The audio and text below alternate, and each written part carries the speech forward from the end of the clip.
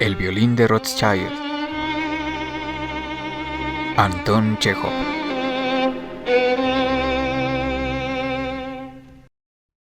La ciudad era insignificante, peor que una aldea, y estaba habitada únicamente por viejos que morían de forma tan infrecuente que resultaba descorazonador.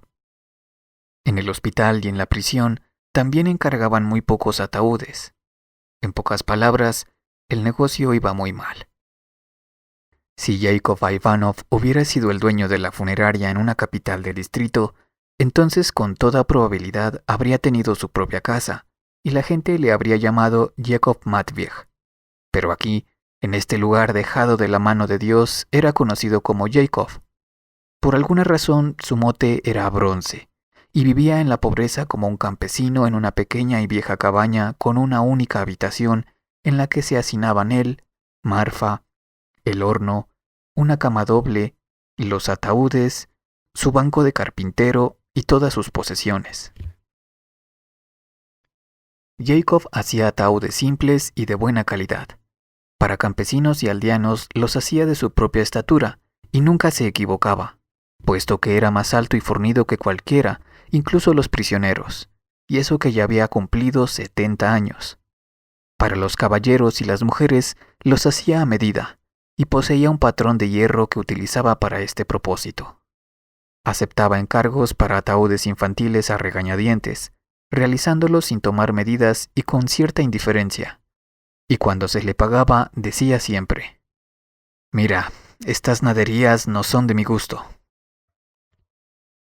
Aparte de su taller obtenía algún dinero extra tocando el violín. En las bodas solía tocar en una pequeña orquesta judía que dirigía el atonero Moisés Shakkies, quien se guardaba para él más de la mitad de los ingresos. Puesto que Yakov era muy bueno tocando el violín, en particular melodías rusas, Shakkies solía invitarlo de vez en cuando a unirse a la orquesta por 50 kopecks diarios, sin incluir las propinas que dieran los invitados. Cuando Bronce se sentaba con la orquesta, de inmediato empezaba a sudar y su rostro se enrojecía. Hacía calor, olía tanto a ajo que no se podía respirar.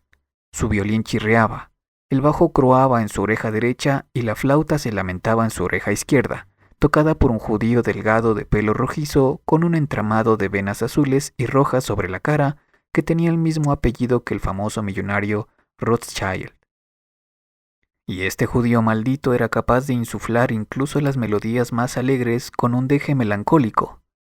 Sin ninguna razón aparente, Yakov poco a poco desarrolló un profundo odio y desprecio por los judíos, y en particular por Rothschild. Comenzó a meterse con él y a insultarlo. En una ocasión incluso quiso pegarle, y Rothschild, ofendido, le soltó enojado en su peculiar manera de expresarse: «Si yo no respetara tu talento, entonces hace mucho que habría salido volando por mi ventana». Después rompió a llorar. Por esta razón, Bronce no solía ser invitado a la orquesta, solo lo llamaban cuando no había más remedio porque alguno de los judíos no estaba disponible. Yakov nunca estaba de buen humor porque siempre tenía que enfrentarse a terribles pérdidas. Por ejemplo, los domingos y las fiestas era pecado trabajar, y los lunes eran días de mal augurio, de manera que en todo el año se contaban unos 200 días en los cuales a la fuerza tenía que quedarse de brazos cruzados sin hacer nada. Y eso provocaba graves pérdidas. Si alguien en la ciudad se casaba sin música, o si Shakkies no invitaba a Yakov, esto también constituía una pérdida. El superintendente de policía llevaba enfermo 2 años y se moría, y Yakov había esperado con impaciencia su muerte. Pero el superintendente se había marchado a la capital para mejorarse, de manera que a todos los efectos se había marchado para morir allí. Ahí tenía una pérdida más, de al menos 10 rublos, porque habría tenido que fabricar un ataúd caro con forro interior. Estos pensamientos sobre las descomunales cantidades que Yakov perdía un día y otro le acosaban en particular por la noche. Se acostaba con el violín cerca y, cuando alguna de estas naderías se colaba en su entendimiento, rozaba las cuerdas y el violín emitía un ruido en mitad de la oscuridad, que de inmediato le hacía sentirse mucho mejor. El 6 de mayo del año anterior, Marfa había enfermado de repente. La anciana respiraba con dificultad, bebía grandes cantidades de agua y parecía incapaz de mantenerse erguida, pero aún así, todas las mañanas encendía el horno e incluso salía a buscar el agua. Sin embargo, en cuanto caía la tarde, ya estaba metida en la cama. Jacob se pasaba todo el día tocando el violín. Cuando ya era muy tarde, sacaba el pequeño libro en el que anotaba sus pérdidas de cada jornada y por puro aburrimiento comenzaba a sumar el total anual. Ascendía a más de 1000 rublos. Esto lo enojaba tantísimo que tiraba su ábaco al suelo y le daba una patada. Después recogía el ábaco y contaba durante un largo rato, dando profundos suspiros agónicos. Su cara estaba púrpura y mojada de sudor. Pensaba en cómo si hubiera puesto esos 1000 rublos perdidos en el banco, los intereses habrían ascendido por lo menos a 40 rublos anuales, lo que significaba que aquellos 40 rublos constituían otra pérdida. En una palabra, mirara donde mirara, todo eran pérdidas y nada más. Jacob, llegó la vocecilla de Marfa de repente. Me muero. Jacob fue a ver a su esposa. Tenía la cara enrojecida por la fiebre, una cara inusualmente dichosa y calmada. Bronce, que estaba acostumbrado a ver siempre su rostro pálido, apocado e infeliz, se sintió confundido. Le pareció que en efecto se moría y que se sentía dichosa porque al fin iba a abandonar la cabaña, los ataúdes, a Jacob, para siempre. La vio mirar hacia el techo y mover sus labios sonriente, como si pudiera ver a su salvadora a la muerte y estuviera susurrándole alguna cosa. Amanecía y los rayos matutinos se intuían a través de la ventana. Mientras contemplaba a la anciana, por alguna razón Jacob tuvo la impresión de no haberle hecho una caricia en toda su vida, de que nunca había sido amable con ella, nunca había pensado que debiera comprarle un pañuelo o traerle algún dulce de alguna boda. En su lugar se había pasado los días con ella lanzando gritos, quejándose sobre sus pérdidas y amenazándola con los puños. Aunque era cierto que nunca la había golpeado, sí que la había mantenido acongojada. Y la mujer siempre había sido esclava de su miedo por él.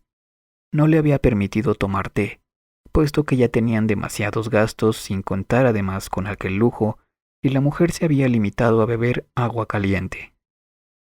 Y él entendió de pronto por qué tenía una expresión tan extrañamente alegre, y sintió miedo.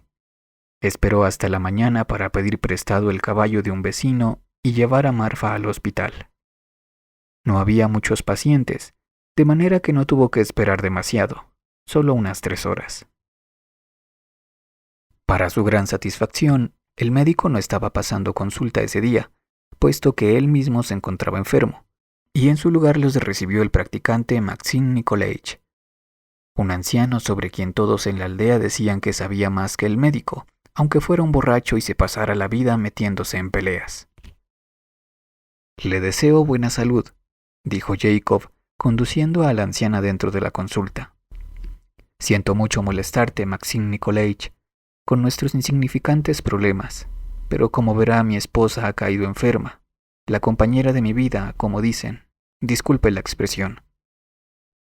Con sus cejas grises fruncidas y acariciando sus patillas, el practicante comenzó a examinar a la anciana, y ella se quedó sentada sobre un banco echada hacia adelante y de perfil, famélica, con su nariz afilada y la boca abierta, le recordó a Jacob a un pájaro a punto de beber. Sí. Así que, dijo el practicante despacio y suspirando. Es la gripe, y puede que algo de fiebre. Hay tifus en la ciudad ahora mismo. En fin. ¿Y qué? Ha tenido una vida larga. El Señor sea alabado. ¿Cuántos años tiene? 1 año y tendrá 70, Maxim Nikolaich. ¿Lo ve? Una anciana. Es hora de que alcance la gloria. Sí, por supuesto, tiene razón en lo que dice Maxim Nikolaich, dijo Jacob sonriendo con educación. Y le damos las gracias por sus atenciones, pero si disculpa la expresión, todo insecto quiere vivir. No me diga.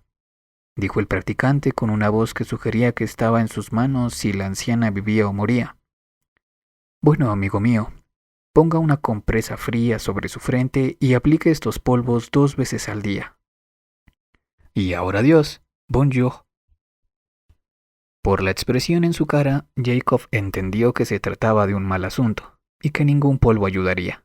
Ahora estaba claro que Marfa moriría muy pronto, si no aquel mismo día, entonces al siguiente. Jacob dio un codazo al practicante, le guiñó el ojo y dijo en voz baja: Bueno, Maxim Nikolaich, ¿y unas ventosas? No hay tiempo, mi querido amigo. Llévate a la buena mujer y marchad con el Señor. Adiós. Tenga piedad, suplicó Jacob. Incluso yo sé que si le doliera el estómago o alguna cosa en su interior, entonces serían polvos y gotas. Pero lo que tiene es un enfriamiento, y lo primero que hay que hacer con un enfriamiento es sangrarla, Maxim Nikolaich. Pero el practicante ya había llamado al siguiente paciente, y una mujer entró a la consulta acompañada por un niño. Vamos, márchese, le espetó a Jacob apretando el entrecejo. Deje de molestar. Entonces por lo menos póngale unas sanguijuelas. Estará para siempre en mis oraciones.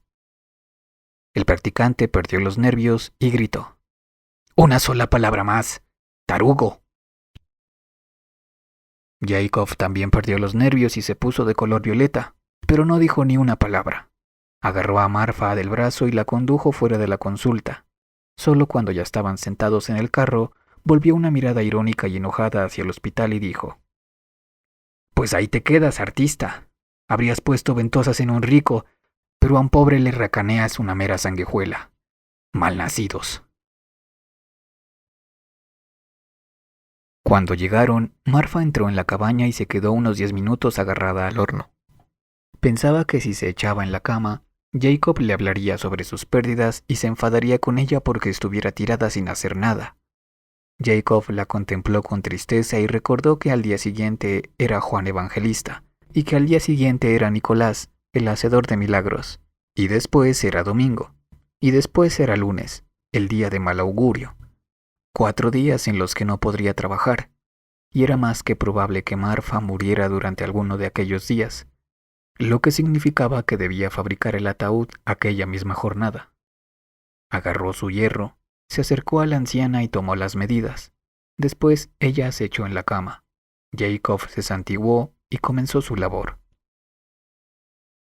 Una vez que hubo concluido su tarea, Bronce se puso las gafas y escribió en su libro: A Marfa Ivanovna, un ataúd, 2 rublos y 40 kopecks. Suspiró. La anciana había estado echada todo aquel tiempo en silencio con los ojos cerrados, pero aquella noche cuando oscureció volvió a llamar a su marido. ¿Te acuerdas, Jacob?, preguntó, mirándolo con dicha. ¿Te acuerdas que el Señor nos bendijo hace 50 años con una niñita con rizos dorados? Nos sentábamos a la orilla del río debajo del sauce y cantábamos canciones. Y riendo con amargura añadió: Se murió. Jacob revolvió en su memoria, pero no podía recordar ninguna niña ni ningún sauce. Estás imaginándote cosas. El padre vino. Le dio la comunión y los últimos ritos. Después Marfa comenzó a murmurar algo incomprensible y hacia el amanecer falleció. Ancianas vecinas la lavaron, la vistieron y la pusieron en el ataúd. Para no perder dinero en el sacristán, Jacob leyó el salmo él mismo, y no tuvo que pagar nada por la tumba, ya que el guarda del cementerio era su compadre. 3 campesinos cargaron el ataúd hasta el cementerio, pero no lo hicieron por dinero, sino únicamente por respeto a la mujer. Las ancianas y los mendigos y 2 idiotas constituían la procesión.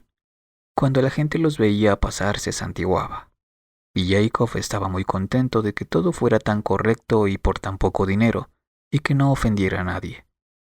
Mientras se despedía de Marfa por última vez, acarició el ataúd y pensó: un trabajo bien hecho. Pero cuando estaba regresando del cementerio se sintió sobrecogido por una inesperada tristeza. Comenzó a sentirse mal. Su respiración era ardiente y pesada, sus piernas débiles. Tenía sed. Y pensamientos no cesaban de entrar en su cabeza.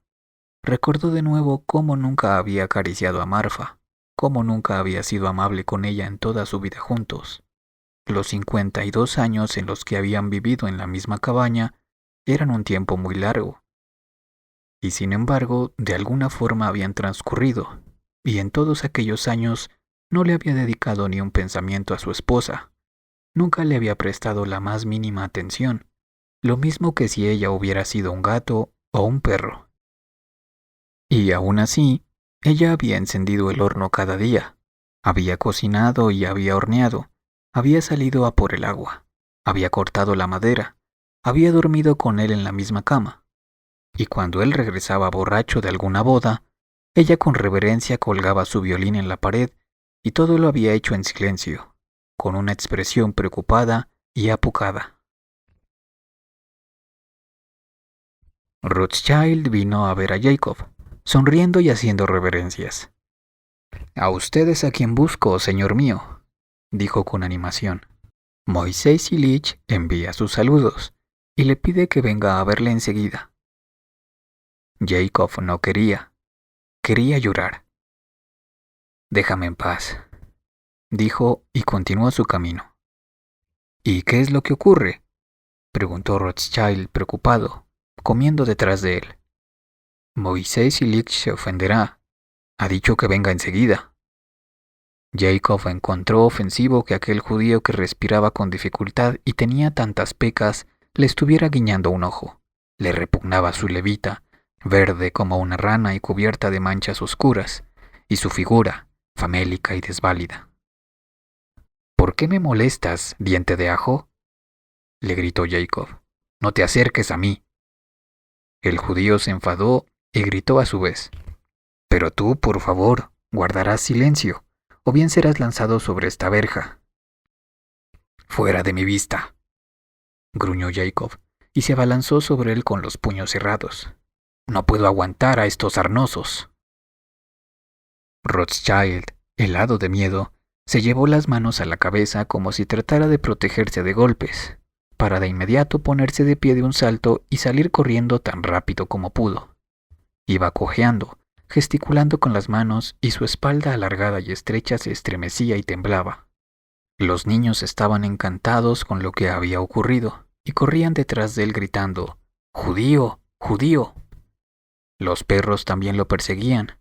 Alguien se reía a carcajada limpia y después lanzó un silbido, y los perros ladraron con más fuerza todos a una. Es evidente que un perro debió de morderle en aquel instante, puesto que se escuchó un grito desesperado de agonía.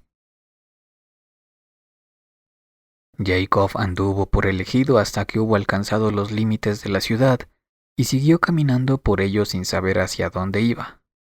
Un grupo de niños iba gritando a su paso: «¡Aquí viene Bronce! ¡Aquí viene Bronce!». Entonces se topó con el río. Allí los patos graznaban y los chorlitos silbaban. El sol brillaba con fuerza y el río relucía tanto que los ojos dolían. Jacob caminó por el parque cercano y vio una mujer gorda con las mejillas rojas saliendo de una caseta de baño, y pensó para sí: «¡Qué momia!». No muy lejos de la caseta de baño, los niños estaban usando carne para pescar cangrejos.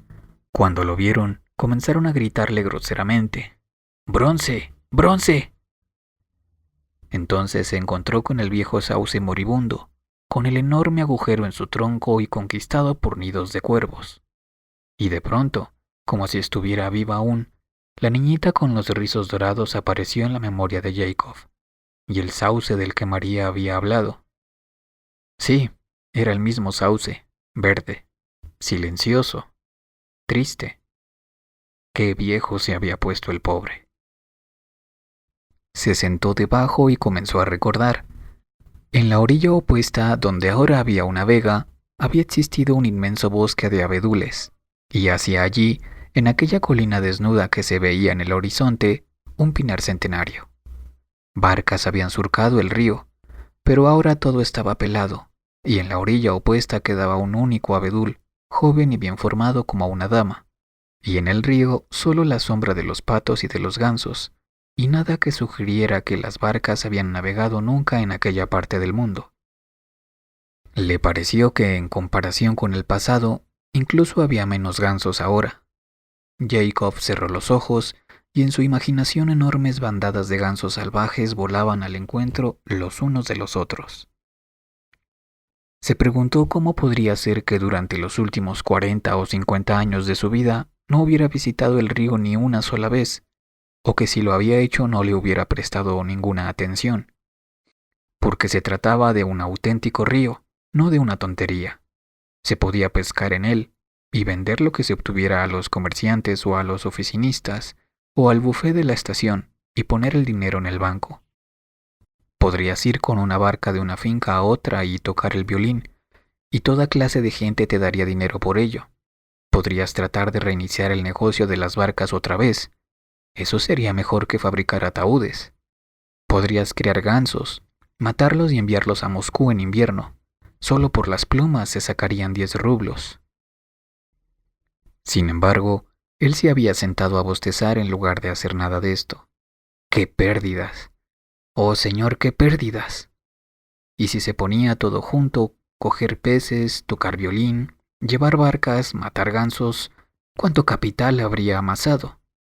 Pero nada de esto había ocurrido, ni siquiera en un sueño. La vida había transcurrido inútil y sin la más mínima dicha, y había pasado en vano con nada en absoluto que mereciera la pena recordar. Frente a él no quedaba nada, y mirando hacia atrás no había ninguna cosa digna de mencionarse además de las pérdidas, y éstas eran tan terribles que lo hacían estremecerse. ¿Y por qué no podía vivir un hombre sin tantas pérdidas y desperdicios? ¿Y por qué habían talado el bosque de abedules y el pinar? ¿Por qué la tierra comunitaria se había echado a perder? ¿Por qué la gente siempre hace lo peor? ¿Por qué Jacob se había pasado toda la vida amenazando, gritando, enseñándole los puños y maltratando a su esposa? ¿Y por qué hacía solo un rato había asustado y ofendido al judío? ¿Por qué las personas interfieren los unos en las vidas de los otros? Es una pérdida tan grave, tan terriblemente grave. Si no existiera el odio ni la maldad, las personas podrían obtener un enorme beneficio las unas de las otras. Aquella tarde y durante toda la noche continuó viendo a la niña, el sauce, los peces, algunos gansos muertos y a Marfa, con su perfil como un pájaro a punto de beber, y el rostro pálido y desencajado de Rothschild, y algunas otras caras que provenían de todas partes y murmuraban sobre pérdidas. Se giró de un lado a otro y se levantó unas 5 veces a tocar el violín. Por la mañana, tras un enorme esfuerzo, se levantó y fue al hospital. El mismo Maxim Nikolaich le dijo que se pusiera una compresa fría en la sien y le entregó unos polvos, y por su expresión y su tono, Jacob comprendió que las cosas estaban mal, y que ningún polvo le ayudaría. Más tarde, mientras se dirigía a su casa, consideró que la muerte no sería nada más que una ventaja para él. No tendría que comer, que beber, que pagar impuestos, que ofender a nadie. Y puesto que un hombre está echado en su tumba no solo durante un año, sino durante cientos y miles de años, si lo añadía todo, las ganancias serían inmensas. La vida del hombre es una pérdida, y su muerte un beneficio. Por supuesto que este argumento era correcto, pero aún así no dejaba de ser amargo y desagradable. ¿Por qué es necesario que exista tal orden en el mundo que insiste en que la vida, que solo se le entrega una vez a un ser humano, transcurra sin el más mínimo beneficio? No le importaba morir, pero tan pronto como llegó a su casa vio el violín y su corazón se sobresaltó. Latió fuerte y se sintió triste. No podía enterrarse con el violín, y ahora lo dejaría huérfano.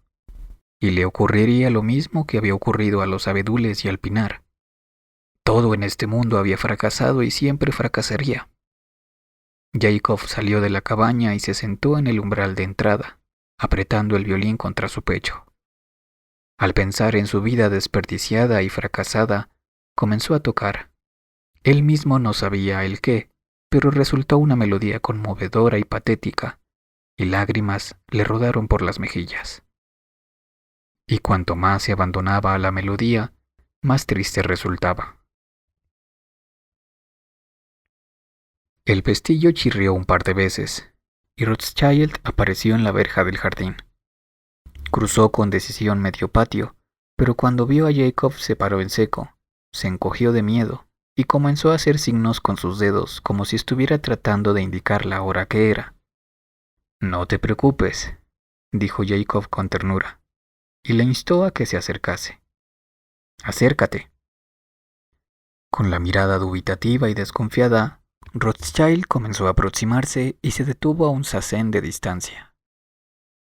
Te lo ruego, no me pegues, dijo, y se sentó. Moisés Ilich vuelve a enviarme. No temas, me ha dicho, vuelve a Jacob y dile que no podemos hacer nada sin él. Hay una boda el miércoles.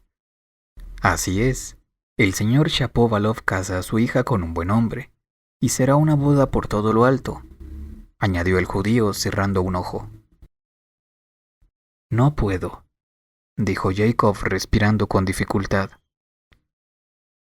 Estoy enfermo, hermano. Y volvió a tocar, y las lágrimas caían desde sus ojos al violín. Rothschild se limitó a escuchar, de pie y con los brazos cruzados. Poco a poco la expresión de duda y pavor se fue transformando en una de pesadumbre. Sus ojos parecieron volverse hacia arriba, como si experimentase un éxtasis doloroso, y dijo, «Ah», y las lágrimas cayeron hasta mojar su levita verde. Jacob se pasó todo el día tumbado en la cama lleno de congoja. Cuando por la noche el padre, tras escuchar su confesión, le preguntó si recordaba algún pecado concreto, él, forzando su memoria débil, volvió a ver el rostro desdichado de Marfa y a escuchar el grito desesperado del judío cuando el perro lo había mordido. «Dale mi violín a Rothschild», murmuró de forma apenas audible. «Muy bien», dijo el sacerdote. Ahora todos en la ciudad se preguntan, ¿dónde ha conseguido Rothschild un violín como ese? ¿Lo ha comprado o lo ha robado o tal vez alguien se lo ha dejado tras tomar prestado su dinero? Hace tiempo que ha abandonado la flauta y ahora siempre toca el violín. Son las mismas tristes melodías que solían salir de su flauta las que ahora describe el arco. Pero cuando trata de reproducir lo que Jacob tocó sentado en la entrada de su casa, surge una canción lúgubre y afligida, y todos los que la escuchan lloran, y él mismo al final de la melodía entorna sus ojos y dice, «Ah». Y esta nueva melodía gusta tanto en la ciudad que los comerciantes y los funcionarios siempre están invitando a Rothschild a sus casas y pidiéndole que la toque una decena de veces.